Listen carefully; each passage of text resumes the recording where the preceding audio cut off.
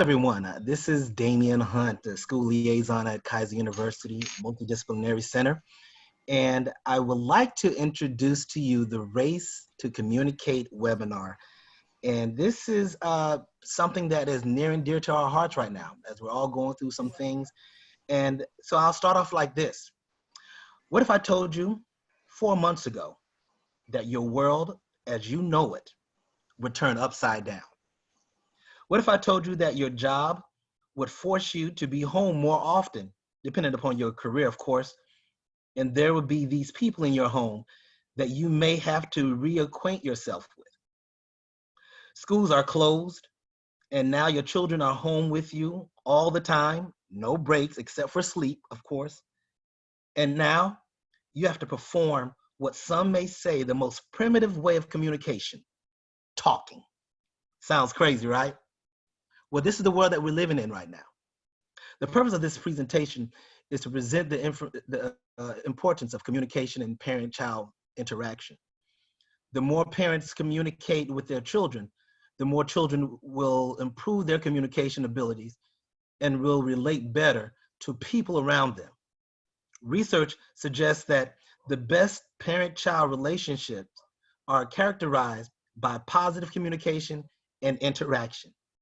Parents and children with a healthy relationship communicate on a regular basis about many different things, not just when there's a conflict, not just when there seems to be something wrong. Researchers also believe that when adults stay in touch with their children through attention and conversation, children might be less likely to act out or behave in ways that create conflict or require discipline.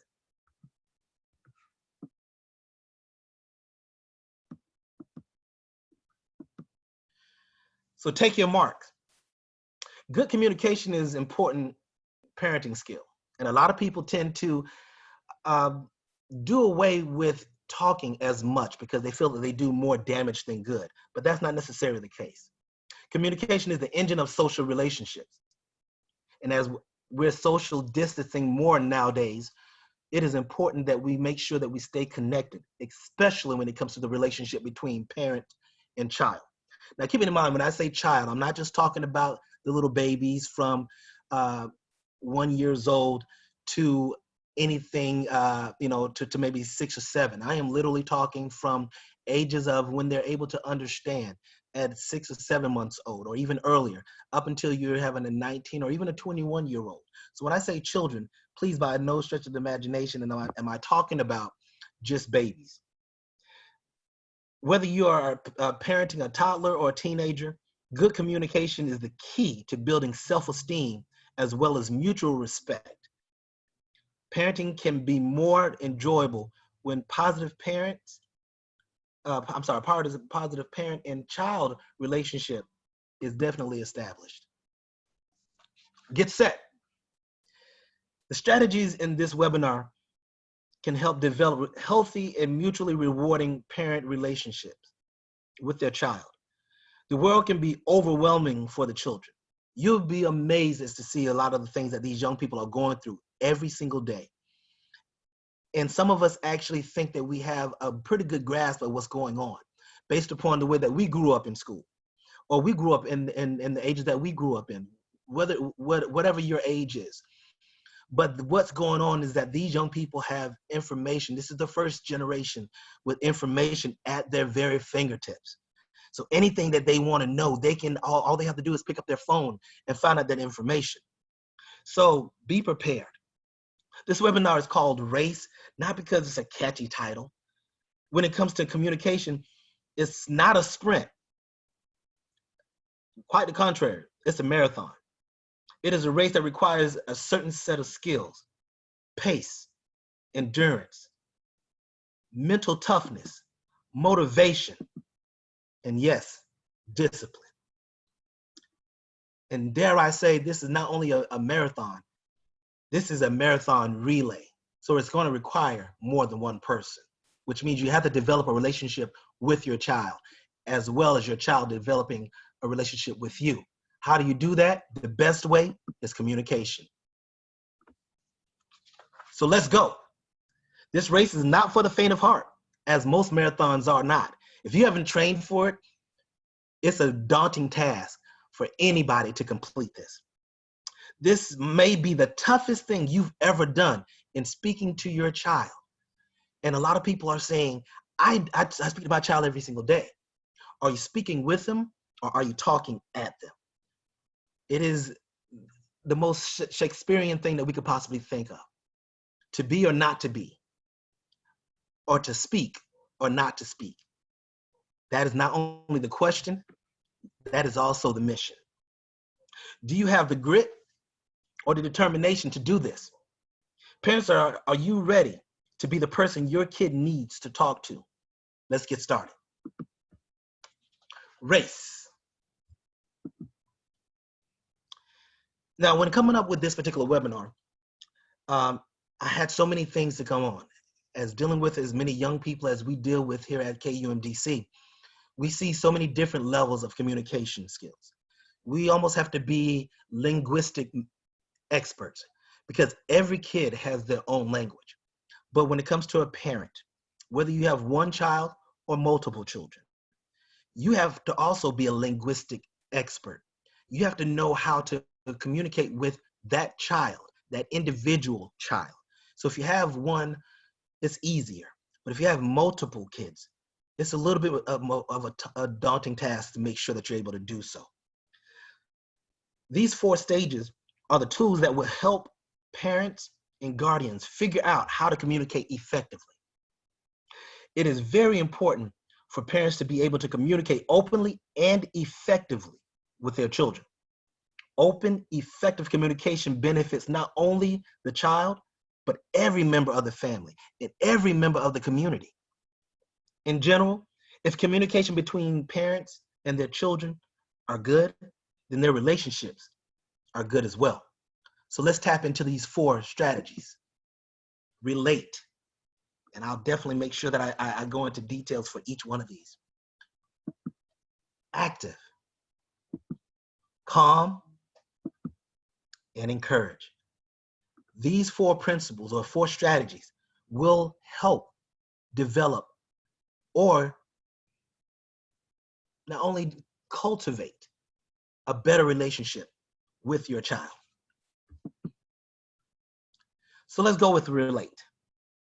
When I mean relate, there is no formula for getting your parent-child relationship right. It's different with every child. It's different every single day. Based upon the mood of you and or your child, your communication process may differ from time to time.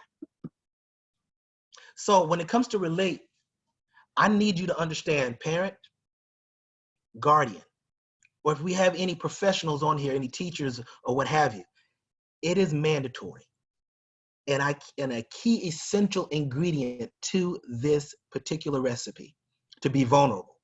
And when I mean being vulnerable, you have to reveal of yourself. There are certain things that your children are going through and they don't understand why they're going through it. And you being vulnerable, you going into detail about some of your life experiences or your professional experience will actually aid and help that young person understand why they're going through some of the things that they're going through, why they shouldn't feel guilty in the way that they feel right now, why their particular genetic makeup is the way that it is, why their thought process are the way that they are. When you go in detail, you're actually able to make sure that you communicate in a universal way.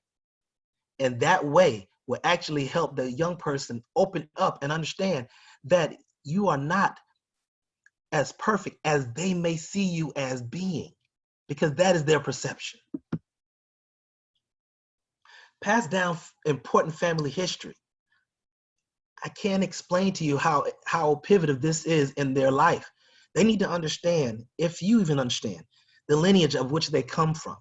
They need to be proud in what their family has gone through and how they make sure that they're able to do things that is beyond themselves because they have a family historical presence that would actually make them a lot better in understanding who they are as a person.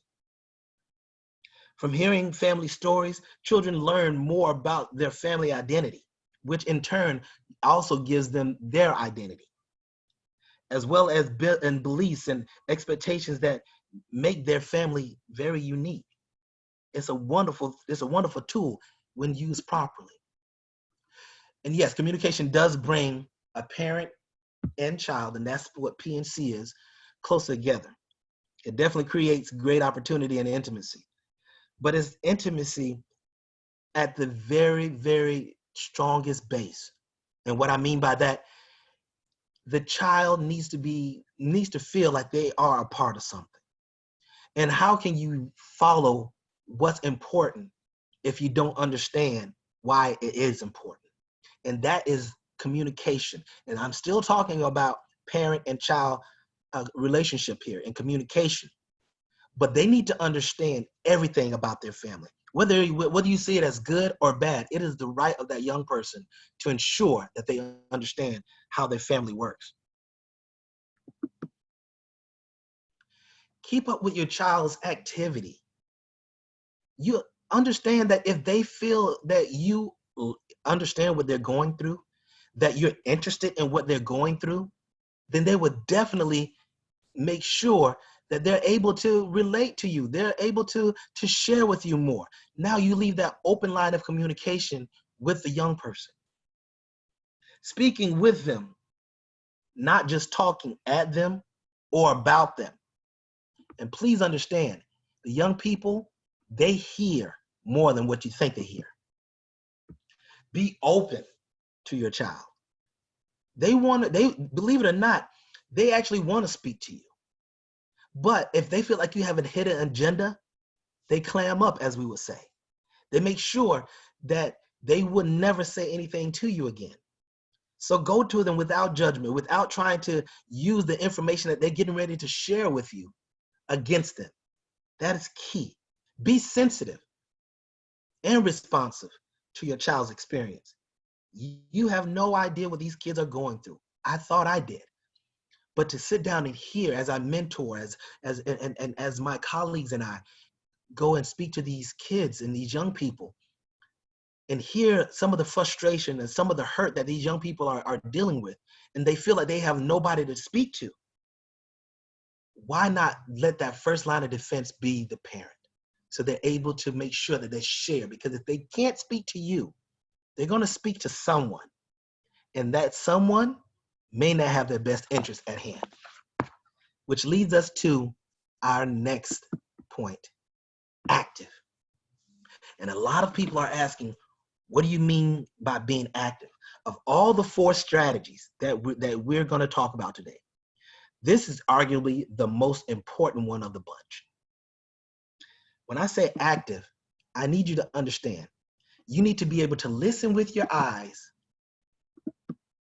and make sure that you see with your ears. And I know this sounds absolutely crazy, but let's take this for a spin. When I say listen with your eyes, you need to be able to read the body language of your young person, read their facial expressions, read how they're walking, how they react to certain things. And when I say that you need to be able to see with your ears, you need to listen to the tone. You need to recognize the 6 basic steps of listening. And those 6 basic steps are hearing, attending, understanding, remembering, evaluating, and then responding. You need to know when to do that. So your ears are going to let you know, they're going to perk up and understand that there's something about a particular topic. There's something about that day. There's still something that's maybe out of the norm, whether that's a positive thing, they're super happy for a particular reason, or they're super down for a particular reason. Either way, a parent would be the first one to know if you develop a good relationship with your young person. As to share the stories, and it's not to get in their business.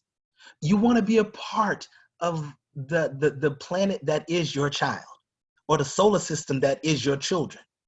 You want to be a part of something. And how can you be a part of something if you don't know what your young person is a part of? So please ensure that they are there to make sure that they are there and ready to be heard. And when it comes to being active parents, please, you must communicate using age-appropriate language. You know your young person. You know the different levels of being with your child. So please understand that if they are not understanding what the information is coming across from the parent, they are also shut down. So please understand that it is very imperative for you to make sure that you are not speaking over their head. Please help your child set goals. They have an idea of what they want to do. They may not know what it's called. They may not know what the details are. Don't pressure your child with your goals. It's all about them. And I have this special thing that I say, when it comes to setting goals, please understand to make sure that you are setting the goals for your child. You're not setting your goals through your child. Stop passing on the burden of the goals that you may have not set when you were their age, or you may have not set until later on in life. Know and navigate how your child is doing and what they're doing in order for them to feel the way that they need to feel to be successful. Make sure you discuss the obstacles and the successes of goals being set. Even if they fail, make sure that they understand it is worth them trying. And please allow your child to speak in depth. Don't be so quick to cut them off. Listen, know when it comes to communicating between parent and child, it becomes a beautiful dance. It becomes a rhythmic dance. You have to find the beat and then you dance on the step. Whether that step is on 1, on 2, on 3, or on 4. You need to be able to be led by your young person. It is okay for them to actually take over from time to time. So please don't be the one that want to always get your point across, because sometimes parents, I hate to be the one, the bearer of bad news. It's not always about us. It's about making sure that you are effectively communicating and trying to develop a stronger relationship with your young person. Stay interested and gently ask questions. Don't be so forceful with your questions. There are certain sensitive topics that there's just no easy way of getting around to asking those sensitive topics or asking those sensitive questions. But please understand, it is imperative that if you're coming, making sure that you're not judgmental, but you actually just want to get information to better understand your young person, that is what the young person wants to know. Use conversation as an opportunity to keep up with your adolescents, with your preteens, or your young person at all. Stay interested and make sure that you observe and take note of children's emotions. And again, when I say children, I am talking about your child, regardless of age. And calm. This skill requires discipline, much like that of martial arts. It requires a different level. It requires different levels. Working your way up from the white belt to a black belt. And so this is what we're getting ready to get into. When it comes to calm, your reaction means more than what you say. There are times where you are just not going to be able to yell at your young person. Sometimes it shuts them down.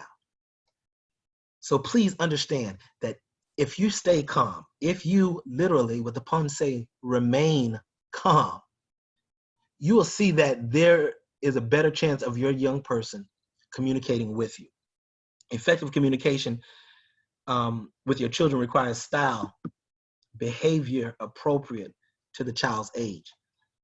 I have to let you know that there are times where myself, being a father of a 7-year-old son and a 6-year-old daughter, I understand that I can't come to them the same way. With one, I have to be a little softer.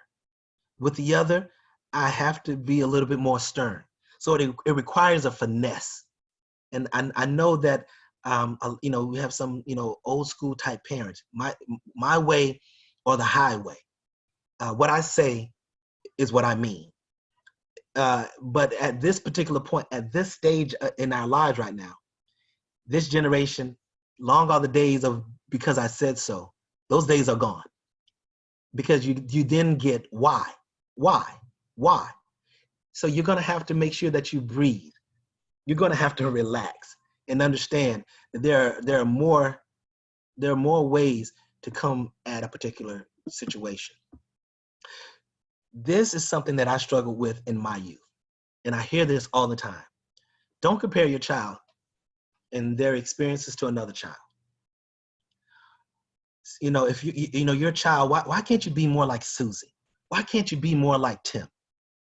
If you want to shut a kid down, this is the fastest way to do that.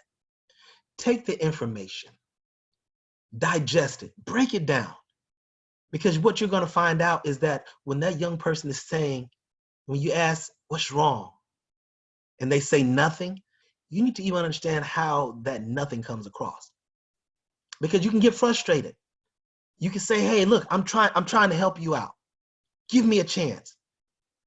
But your tone and the way that you react to things and the way that you are telling a young person to act like another young person that doesn't even live in that same house, or even if they do, that big brother, big sister syndrome is a real thing.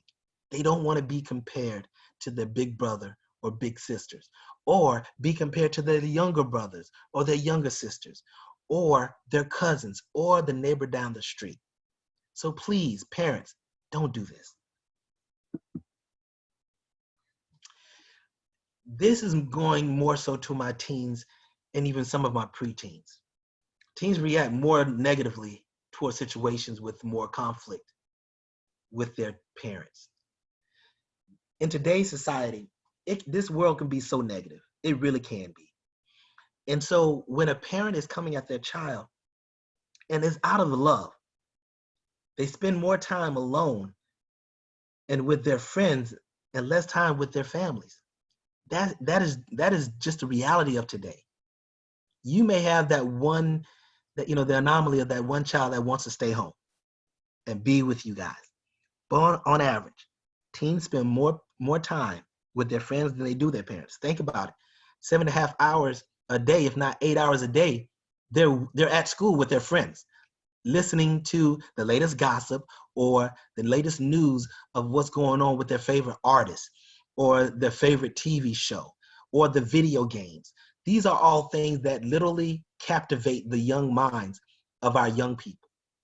You have to be able to make sure that you navigate, and again, that dance that I tell you, that you find the beat and know what to step on, what beat to step on, or what beat not to step on. Remain calm. Teens, they are going to be more negative because our world is a negative place.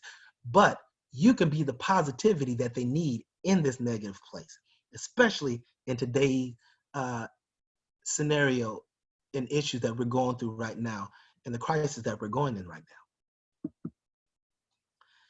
Balance.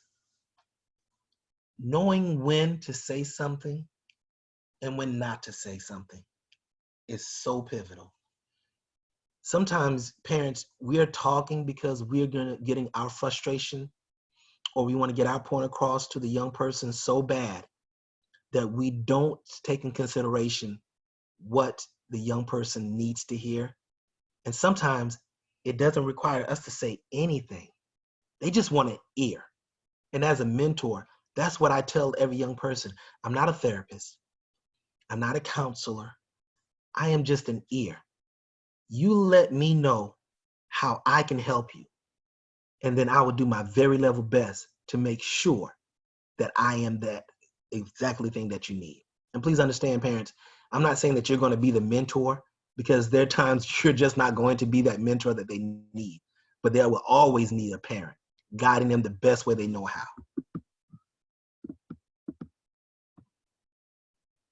And I said this already, children's emotions provide opportunities for bonding.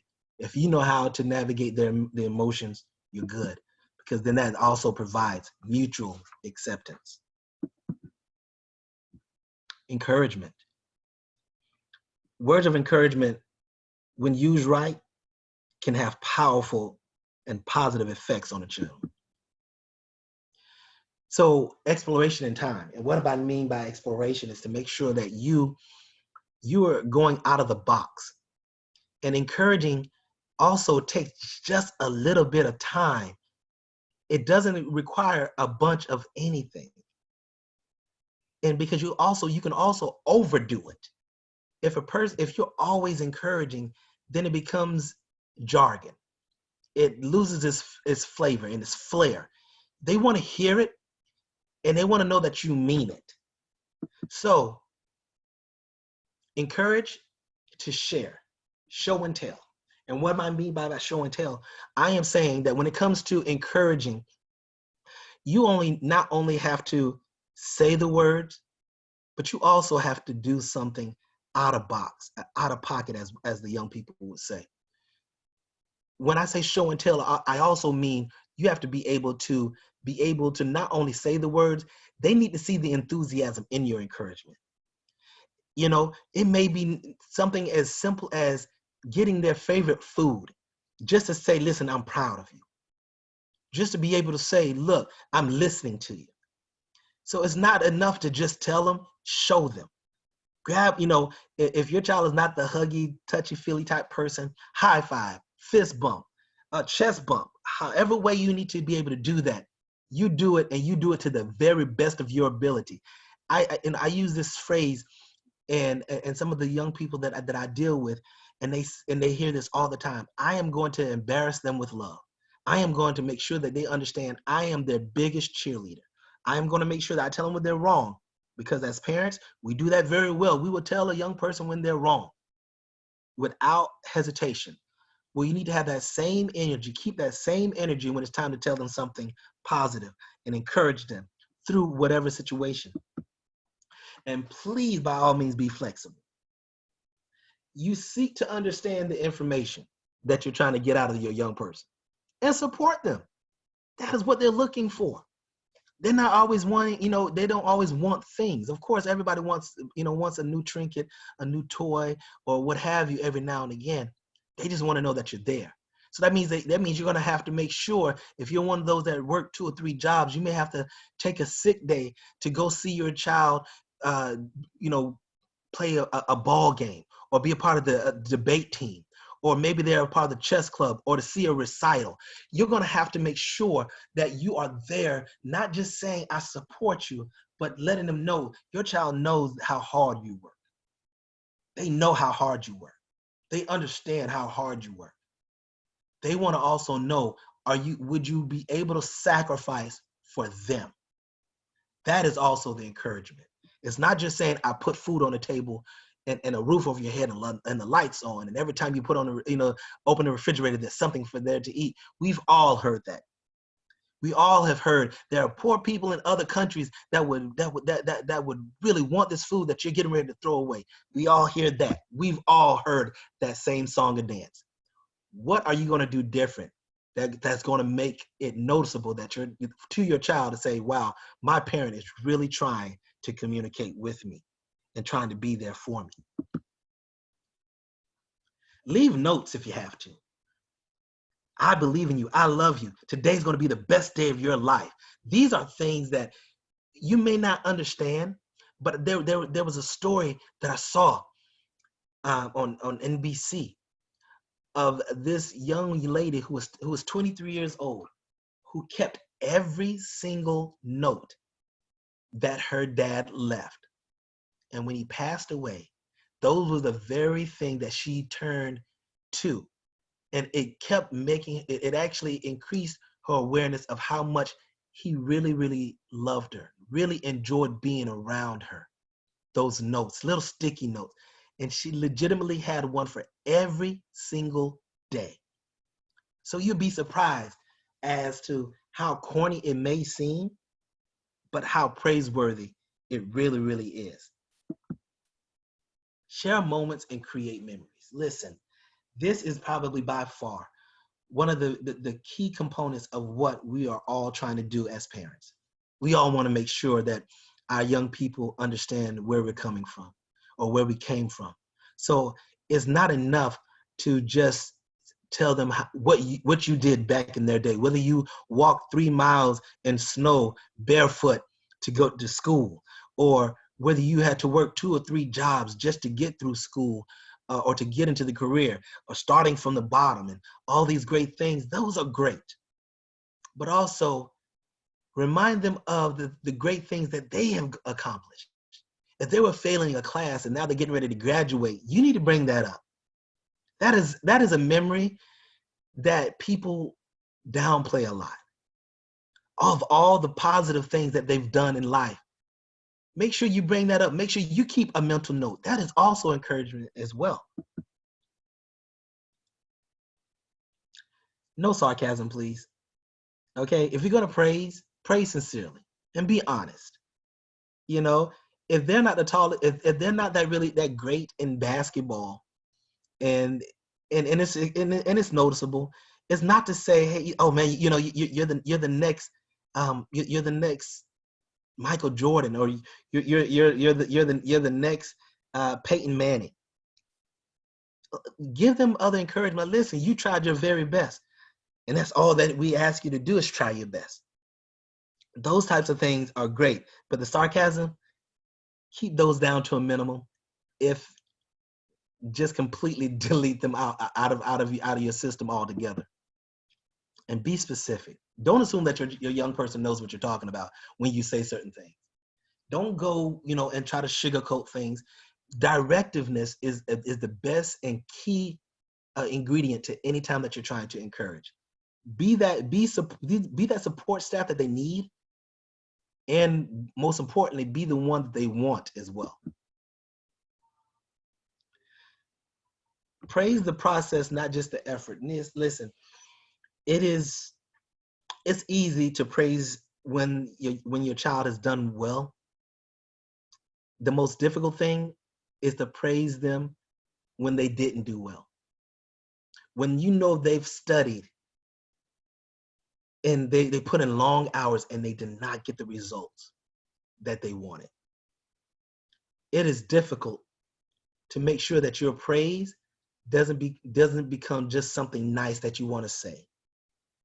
In these times right now, speaking with some of my colleagues, being in the state of Florida, you hear a lot of things, and you're hearing that, you know, when it comes to bright future scholarships, they're taking, you know, if they've never taken any of the tests or the scores or what have you, they're going to be fine. But the double-edged sword is those that have taken whatever test and got the score that they got, and it's not good enough, they may not be able to get the bright future scholarship. And that is heart-wrenching. Can you navigate encouragement through that? Even within the crisis that we're going through right now, can you see the great things that are going on right now? Because there may not be a prom that these young people want to go to, or grad bash, or any of the other extracurricular activities, those that are in sports. But can you see that there are young people that are actually getting accepted into universities, even in this crisis that we're going through right now? There are people that are developing better skills by taking online courses, even in the midst of the crisis we're going in right now. There are people that have lost their jobs, but also able to have a better relationship with their children, with their spouse, even in the middle of this crisis we're going through right now. Just those few things. There are people that were sick that are now better, even in this crisis right now. Help your young child or your young person see the good even in failure, because that is encouragement to its core. And avoid easy tasks and overpraise. You know your child. You know what they're able to do. It's really difficult to give a college student 2 + 2 and expect for them to be excited about it. So please understand how your child navigates through life. So many kids are taught that when things get hard, it's okay to quit. Show them love for trying and carrying out the projects, even if they fail at it. And I can't express to you how important that is. I often say this as I start to wrap this up. This generation that we live with right now, I say this to a lot of young people, and though I'm a bit younger than this particular generation that I'm getting ready to mention, but I do want to say this, that this generation of youth, I consider the hippie generation 2.0, the Woodstock generation.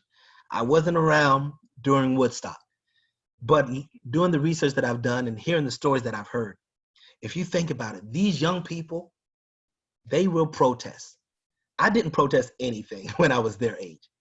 They will organize hunger strikes. They will organize walkouts. This is the same thing that the hippie generation did. The Woodstock kids did. The Woodstock kids they wanted to be heard, not just seen. This generation, they want to be heard and they want to be seen. They will say what they want to say, whatever is on their minds, whether you, parent, like it or not. And that is why, when it comes to the 4 strategies, relate. This is the tool that's going to help you develop a strong relationship with your children by being vulnerable. When you're active, this tool shows your child what you're, if and what you are listening. Calm, relax, breathe, and be prepared for the unknown. Because I tell you right now, these young people, they're going to hit you with some whammies. But understanding your reaction to it is going to be pivotal.